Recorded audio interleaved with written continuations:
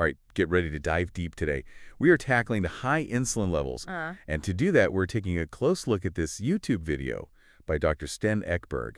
It's called 10 Warning Signs Your Insulin is Too High. Right. But before we jump in, let me just say, this isn't just for those worried about diabetes, okay? Right. This is about all those sneaky signs of insulin resistance that most of us just completely miss, and why it matters for, just feeling good overall. Yeah, I think what's so fascinating about this topic is how common insulin resistance really is. Right. And, it's like the root cause of so many chronic health issues that we see today. Dr. Ekberg does a really good job of breaking it down into these 10 warning signs. Yes. And they can really act as an early detection system for you. Okay, so let's get into it. Warning sign number 1, blood sugar creep.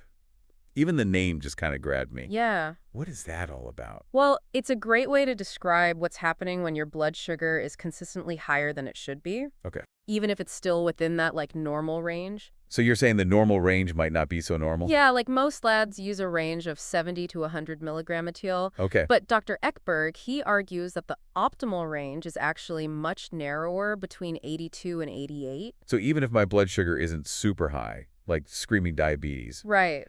even those small gradual increases are still a sign that something's not quite right. Exactly, because the body works hard, to maintain stable blood sugar levels. Yeah. And one way it does that is by pumping out more insulin. Okay. But over time, that can lead to cells becoming less responsive to insulin. So that's where the resistance comes in. Yeah, that's the definition of insulin resistance. That makes sense, but wouldn't our bodies eventually adapt? Why doesn't this constant insulin production just become the new normal? Well, you see, that's the problem. Okay. This constant effort to regulate the blood sugar. Yeah. It comes at a cost. Think of it like you're running your car engine at high RPMs all the time. Eventually, that's going to cause some wear and tear. Okay, so I'm starting to see how this could lead to problems down the road. Right. But how would I know if this is happening to me?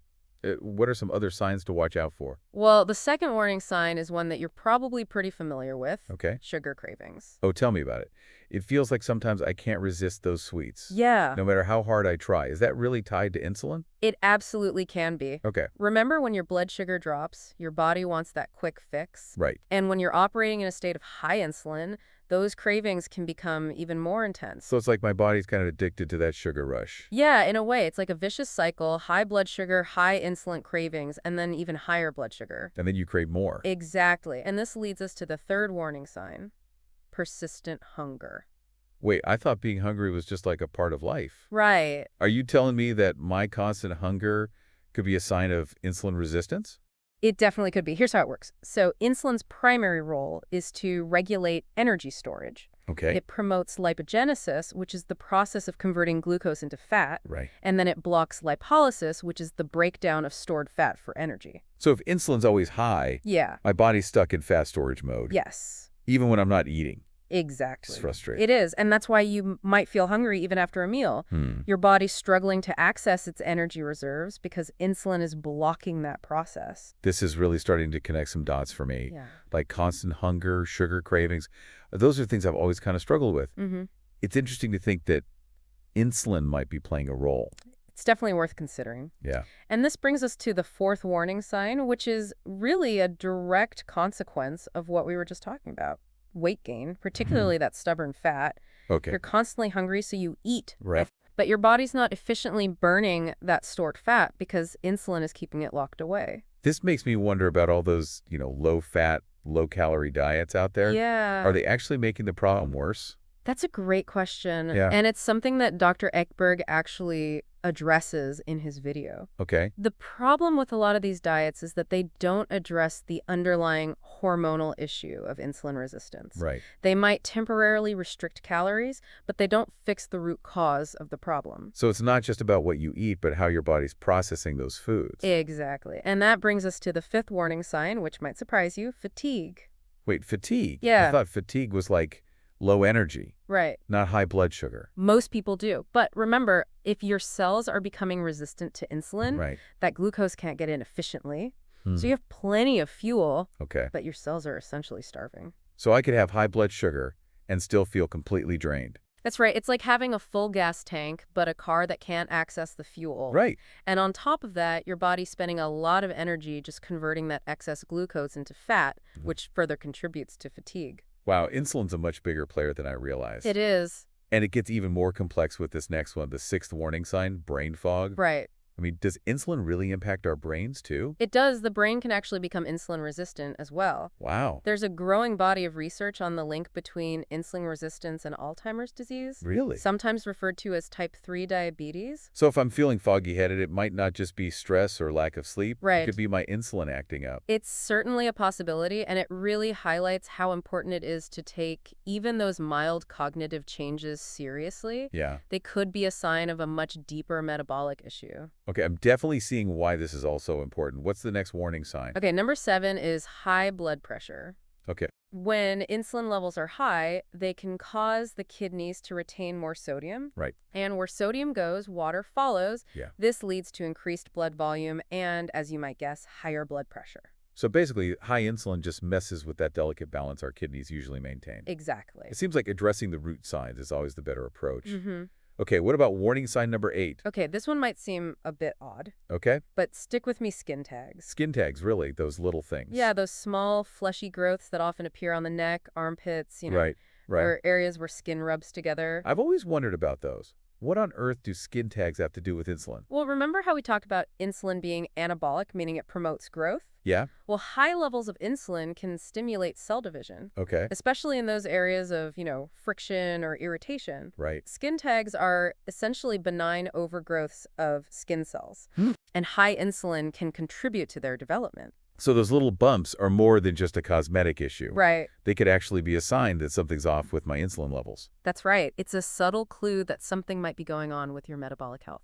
Wow. This is all so fascinating. Yeah. It's amazing how our bodies give us these little hints if we know how to read them. Right. What about warning sign number 9? Okay, this one deals with nerve pain or neuropathy. Oh, okay. High blood sugar, even at those moderately elevated levels, Right. can contribute to the formation of advanced glycation end products. Ages. Yes, or AGEs. Okay, those sound kind of ominous. They are. These are harmful compounds that form when sugar molecules attach to proteins and fats in your bloodstream. Right. The problem is AGEs can actually cross-link with proteins in your nerves, impairing their function. Oh, wow. And leading to pain, tingling, or even numbness. So it's not just about energy levels and brain function. Right. High blood sugar can literally damage our nerves. It can. And to make matters worse, high blood sugar also causes swelling, Oof. which hinders blood flow and nutrient delivery to those nerves, further exacerbating the problem. Okay, this is getting a bit heavy. We need some levity here. What's the final warning sign? Okay, so number 10 focuses on changes in your blood work, All right. which can reveal some pretty telling clues about your insulin sensitivity. Okay. Early detection is key, Right. but the problem is that standard blood tests often miss those, subtle signs of insulin resistance. So what should we be looking for, besides just our blood sugar levels, of course? Well, there are several markers that can give you a more complete picture. Okay. First, there's eGFR, or estimated glomerular filtration rate. Okay. This measures how well your kidneys are filtering waste from your blood. Right, and we know that high glucose levels can damage those delicate blood vessels in the kidneys, Exactly. impairing their function. So eGFR is like a measure of kidney health, Yeah, which can be impacted by high blood sugar. exactly. Okay, makes sense. What else? Then there's A1C, which shows your average blood sugar level over the past 3 months. Okay. This gives you a much better overall picture than just a single fasting glucose reading. Right, it's like looking at the big picture instead of just a snapshot in time. Exactly. Okay, what other markers are important? Triglycerides, high levels often indicate insulin resistance Okay. because if your body isn't using glucose efficiently for energy, it ends up storing more of it as fat, which can lead to those elevated triglyceride levels. That makes sense. And then there's cholesterol, Okay. specifically the total cholesterol to HDL ratio. Right. HDL is often called the good cholesterol because it helps remove other types of cholesterol from your bloodstream. Yeah. A high total cholesterol to HDL ratio can be a sign of inflammation, which is often linked to insulin resistance. So if my HDL is low and my total cholesterol is high, that's not a good sign. It suggests that your body might be struggling with chronic inflammation, which, as we know, can contribute to a whole host of health problems. Right. Including insulin resistance. And of course, measuring insulin levels directly is the most accurate way to assess insulin resistance. Yes, but as Dr. Ekberg points out, many doctors don't routinely order this test. That's a good point. So it's really important to, advocate for your own health. Uh-huh. If you're experiencing any of these warning signs we've discussed, Don't be afraid to ask your doctor for a comprehensive blood panel that includes insulin levels. Right. This has been so eye-opening. I can't believe how all these seemingly unrelated symptoms can actually be interconnected. It's incredible, right? And point back to insulin resistance. Yeah. But what I'm really curious about is what we can do about it. Yeah. Are there ways to actually reverse insulin resistance? That's a great question, and it's really the perfect lead-in to, I think, the most important part of Dr. Ekberg's video. Okay. The solutions. He outlines some very specific lifestyle changes that can make a huge difference. Okay, I am ready to dive into that. Let's move on and explore Dr. Ekberg's strategies for improving insulin sensitivity. Sounds good. Okay, so we've uncovered these 10 sneaky warning signs of high insulin. And it's clear that insulin resistance is a much bigger deal than I initially realized. Right.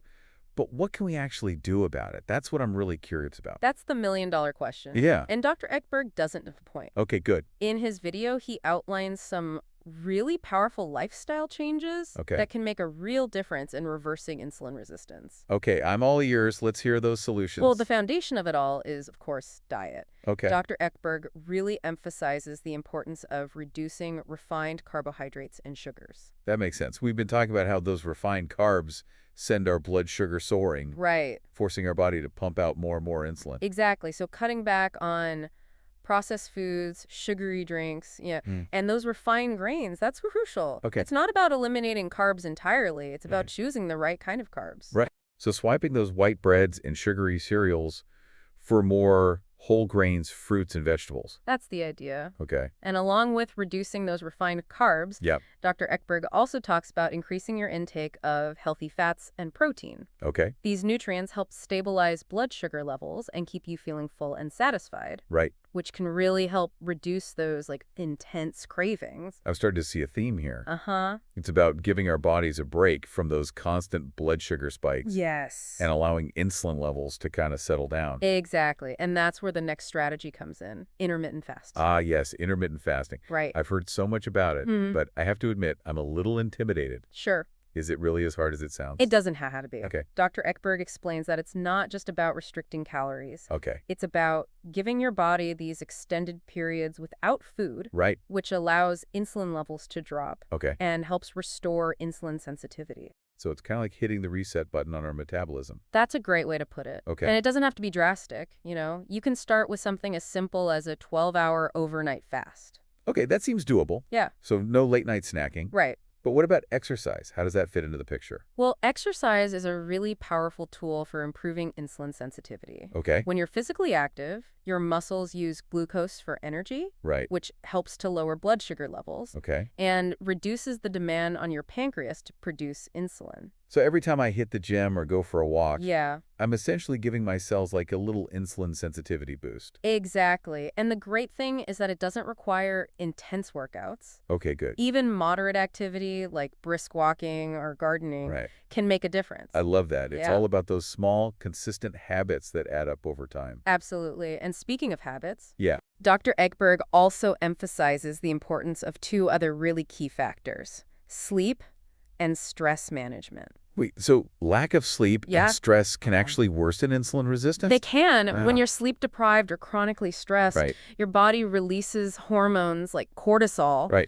which can actually increase insulin resistance. It's like everything is connected. So it is. Even if I'm eating well and exercising, if I'm not sleeping enough or managing my stress, I could still be sabotaging my efforts. That's exactly right. Wow. So prioritizing quality sleep, finding healthy ways to manage stress, incorporating relaxation techniques like meditation or yoga, these can be just as important as those dietary and exercise changes. This is blowing my mind. Right. It's not just about making one or two changes. It's about looking at the bigger picture of how all these lifestyle factors work together to impact our metabolic health. That's the key takeaway. It's about creating a holistic approach that supports your body's natural ability to regulate insulin and maintain those stable blood sugar levels. Okay, so we've covered diet, intermittent fasting, exercise, sleep, and stress management. Right. Those are 5 pretty powerful pillars for improving insulin sensitivity. They are. But I have to be honest. Yeah. It feels like a lot to take in. Where do I even start? That's a great question, and I think Dr. Ekberg provides some really valuable guidance on that as well. Okay, good. He doesn't advocate for an all-or-nothing approach. Okay. In fact, he emphasizes the power of small, incremental changes. So I don't have to overhaul my entire life overnight? No. That's a relief. You can start with just one thing. Okay. Maybe you focus on cutting back on sugary drinks for a week. Right. And then once you've mastered that, you can incorporate another change. Okay. Like adding in a 30-minute walk a few times a week. I love that approach. Yeah. It's about building sustainable habits, one step at a time. Precisely. And here's something really important that Dr. Ekberg mentioned that I think often gets overlooked: self-compassion. Self-compassion. Okay. Yeah. He reminds viewers that progress isn't always linear. Right. There will be setbacks. Yeah. And that's okay. It's so important. It is. It's easy to beat ourselves up when we slip up. Right. But maybe a little grace and understanding will go a long way. Absolutely. It's about celebrating those small victories, learning from the setbacks, and remembering that every positive choice you make is a step in the right direction. This has been incredibly insightful. I'm feeling more empowered than overwhelmed. Good. But there's one thing I'm still wondering about. Yeah. We've talked about these warning signs and how to improve insulin sensitivity through lifestyle changes. Right.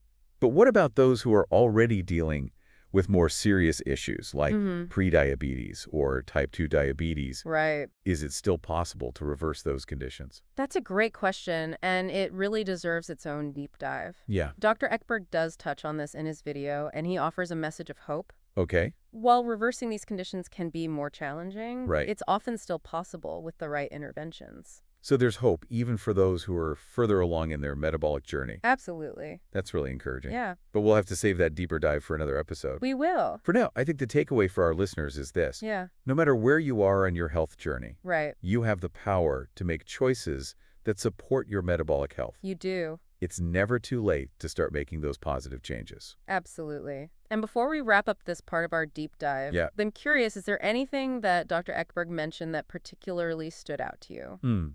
Any aha moments that you found especially impactful? You know, what really struck me was his emphasis on insulin's role in the aging process.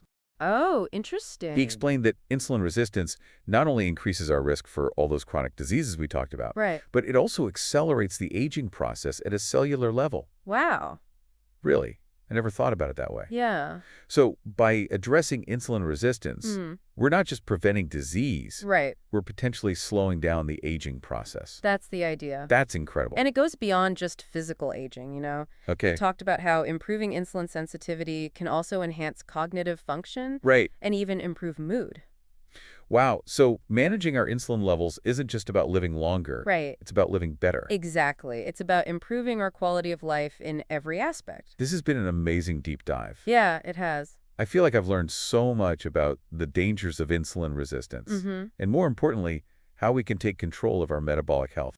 I agree. It's been a fascinating exploration, and I hope our listeners feel empowered to take what they've learned and start making some positive changes in their own lives. Absolutely. And remember, you don't have to do it all at once. Right. Start with one small step, celebrate your successes, and be kind to yourself along the way. Absolutely. Every little bit counts. It does. Small changes, consistently applied, can lead to some remarkable transformations. And that's what these deep dives are all about, empowering ourselves with knowledge and taking action to create a healthier, happier life. Exactly. Thanks for joining us on this fascinating journey into the world of insulin. It's been a pleasure. We'll catch you next time for another deep dive. See you then. All right, so we left off talking about prediabetes and type 2 diabetes. Right. I'm ready to hear more about what Dr. Ekberg had to say about that. You know, it's easy to kind of feel defeated when you get a diagnosis like that, like the damage is already done. Right. But Dr. Ekberg, he doesn't see these conditions as a life sentence. Okay, that is encouraging to hear. Yeah. But how is that possible? Right. I mean, if insulin resistance is at the root of these conditions, can they truly be reversed if the body isn't responding to insulin properly? That's where things get really interesting. Dr. Ekberg argues that even in cases of prediabetes and type 2 diabetes, the body, it often still retains some level of insulin sensitivity. The key is to unlock that potential. Okay. By creating an environment where the body can heal and regain its metabolic balance. So it's not about giving up hope. Right. It's about finding ways to support the body's natural healing mechanisms. Exactly. And the strategies he outlines are very much in line with what we've discussed already. Okay. Focusing on, a whole foods diet, prioritizing sleep, managing stress, incorporating regular exercise. So it's like turning up the volume on those healthy habits we've been talking about. That's a great way to put it. Okay. And for those with more advanced insulin resistance, Dr. Ekberg also suggests considering some additional interventions. Okay. Like what? Well, things like working with a healthcare professional to maybe explore medication options. Okay. Or even exploring therapeutic fasting protocols. So it's really about finding the right approach for each individual. Exactly. There's no one-size-fits-all solution, right? It's about understanding your unique needs, working with a knowledgeable healthcare team, and creating a personalized plan that really addresses those specific challenges. That makes a lot of sense. But there's something that's been on my mind this whole time. Yeah. We've been talking about insulin resistance Right. and its impact on, our physical health. But what about the emotional side of things? Oh, that's so important. It's easy to feel overwhelmed or frustrated, Right. or even ashamed when you're struggling with these issues. Absolutely. Dealing with insulin resistance, prediabetes, type 2 diabetes, it can be incredibly challenging emotionally. Yeah. There's often a sense of guilt or blame. Right, like it's your fault. Yeah, like I should have more willpower or I should be making better choices. Exactly, and that guilt just makes it even harder to actually make those positive changes. It does, and Dr. Ekberg actually addressed this in his video. Oh, good. He talked about the importance of self-compassion and understanding that you're not alone in this journey. That's so reassuring to hear. It's not about perfection. Right. It's about progress. And sometimes that progress comes in fits and starts. Absolutely. And here's what I found really insightful. He suggested shifting the focus from fixing a problem to cultivating a sense of empowerment and self-care. Oh, I like that. Yeah, it's about making choices that nourish your body and mind. Right. Not because you have to, but because you want to feel your best. I love that. It's about, reclaiming your health and well-being. Yes. Not punishing yourself. Exactly. And that shift in perspective, I think, can make all the difference. It really can. This has been such an eye-opening and empowering deep dive. It has. I feel like I have a whole new understanding of insulin resistance. Yeah. And, more importantly, the steps we can take to reverse it and just feel better. Absolutely. It's been a fascinating journey. And I think the key takeaway here is that no matter where you are on your health journey, whether you're just starting to notice those early warning signs or you're facing a diagnosis, there's always hope. That's so important. It is. There are things you can do to take control of your metabolic health. Absolutely. And create a brighter, healthier future for yourself. Couldn't have said it better myself. I love that message of hope and empowerment. Yeah. It's not about giving up. It's about taking action. It is. And making those small, consistent changes that can lead to huge differences over time. Small steps, big impact. Well said. Thanks for joining us on this deep dive into the fascinating world of insulin. It's been my pleasure. We'll catch you next time for another insightful exploration. See you then.